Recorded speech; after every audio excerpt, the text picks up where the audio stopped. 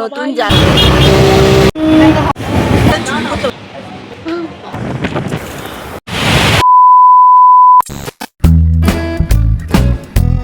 Hello, good morning সবাইকে। আজ আমরা যাব দীঘা। তো এইমাত্র ঘুম থেকে উঠলাম, এবার চটপট রেডি হয়ে নেব। এখন ঘড়িতে বাজি 2:40, ভোর 2:40। এই যে আমরা গোপুসোনাও যাচ্ছে আমাদের সাথে, নতুন জামা পরে, নতুন প্যান্ডেল পরে আমাদের সাথে যাচ্ছে। ট্রেন মিস হওয়ার ভয়ে ফাঁকা রাস্তা দিয়ে সবাই মিলে দিচ্ছি জোর কদমে হাঁটা। হাঁটতে হাঁটতে ঘেমে একশো অবস্থা, কিন্তু তা বলে কি ভিডিও করা বন্ধ করা যায়? একদমই ঘেমে গেছি, কিন্তু তাও হাঁটছি। অবশেষে স্টেশনে এসে পৌঁছলাম, আর আমাদের বাড়ির বাচ্চারা তো দীঘা যাওয়ার আনন্দে দারুণ এক্সাইটেড। ট্রেন আসতেই চটপট উঠে বসলাম আর চলে আসলাম শিয়ালদা। সেখান থেকে ট্যাক্সি নিয়ে আমাদের next destination Howrah station. Taxi থেকে কলকাতার ভোরের এক আলাদা রূপ ক্যামেরা বন্দি করলাম। এই শহরটা যেন কখনোই ঘুমোয় না, সকাল হতেই যে যার কাজে ছুটছে আর ছুটেই চলেছে। আর এই ছোটাছুটির মাঝেই চোখে পড়ল আমাদের ঐতিহ্যবাহী হাওড়া ব্রিজ।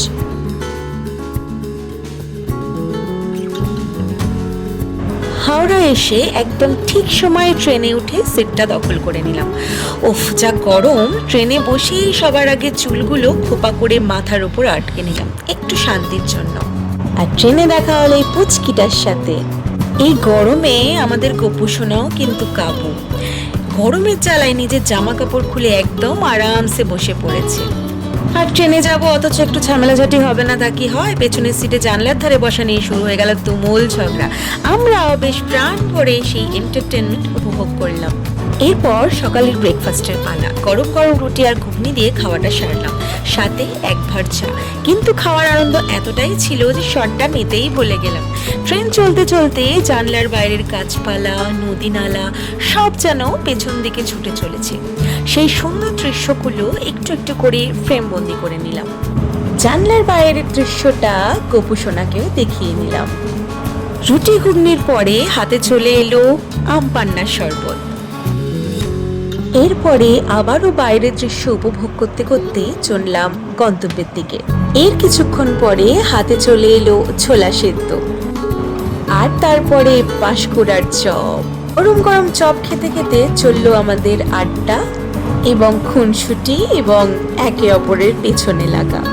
হইচই করতে করতে অবশেষে আমরা পৌঁছে গেলাম দীঘা স্টেশনে। কিন্তু বাপরে, স্টেশন থেকে নেমে যা গরম আর রোদের তাপ, আমরা সবাই পুরো কাহিল হয়ে গেলাম। সত্যি বলতে গরমের চোটে আর লাগেজের টেনশনে হোটেল অব্দি আসার কোনো ভিডিওই নেওয়া হয়নি। যাই হোক, কোনো মতে হোটেলে ঢুকেই পেট যখন চিৎকার করছে, তাই আর দেরি না করে চটপট বসে পড়লাম লাঞ্চ করতে। মেনুতে ছিল ধোঁয়া ওঠা ভাত, ডাল আর আলু ভাতে, জাস্ট জমে গেল। খাওয়া শেষ করেই মন আর মানল না, চটপট পেরিয়ে পড়লাম সমুদ্রের টানে। বিচে পা দিতে সব ক্লান্তি নিমিষে দূর হয়ে মনটা একদম ফুরফুরে হয়ে গেল। আমরা সবাই ইচ্ছা মতো ফটো তুললাম আর সমুদ্রের নোনা জলে মন ভরে স্নান করলাম। সত্যি বলতে সমুদ্রের নোনা জলে যেন আমাদের সব ক্লান্তি এক নিমিষে ধুয়ে গেল।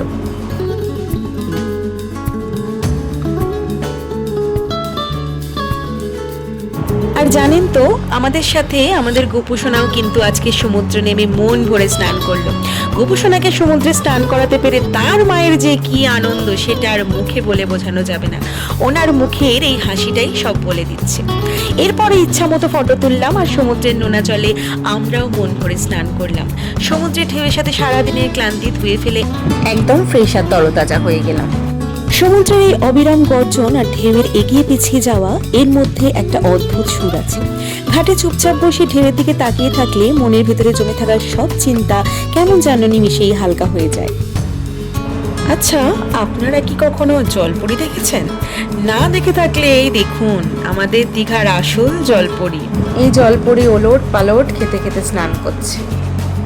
তারপর আমরা আরো কিছুক্ষণ মন ভরে সমুদ্রে স্নান করলাম। সমুদ্রের নোনা জল আর এই বিশাল ঢেউয়ের সাথে খেলে যেন আমাদের মনই ভরছিল না। সত্যি, যত বয়সী হোক না কেন, ঢেউ দেখলে ভেতরের বাচ্চাটা যেন জেগে ওঠে। স্নানের সাথে সাথে চললো ইচ্ছে মতো ফটো সেশন। এরপর সমুদ্রের ঢেউয়ের সাথে সমস্ত ক্লান্তি ধুয়ে ফেলে ফ্রেশ হয়ে আমাদের হোটেলে ফেরার পালা। হোটেলে ফিরে ভালো করে ফ্রেশ হয়ে আবার জমিয়ে খাওয়া দাওয়া করলাম, আর খাওয়ার পরে শরীরটা যেন আর চলছিল না, তাই বিছানায় পিঠ ঠেকিয়েই একদম টানা লম্বা একটা ঘুম দিলাম, যাতে পরের দিন সকাল সকাল এক নতুন এনার্জি নিয়ে আবার দীঘা ঘুরতে বেরিয়ে পড়তে পারি। যাই হোক, আজকের প্রথম দিনটা তো আমাদের দারুণ কাটলো। দীঘার পরের দিনগুলো আমরা কেমন কাটালাম সেটা দেখতে হলে কিন্তু পরের ব্লগগুলোর দিকে চোখ রাখতেই হবে। আর আজকের ভিডিওটা কেমন লাগলো অবশ্যই কমেন্ট করে জানাবেন। ভালো লাগলে লাইক, শেয়ার, সাবস্ক্রাইব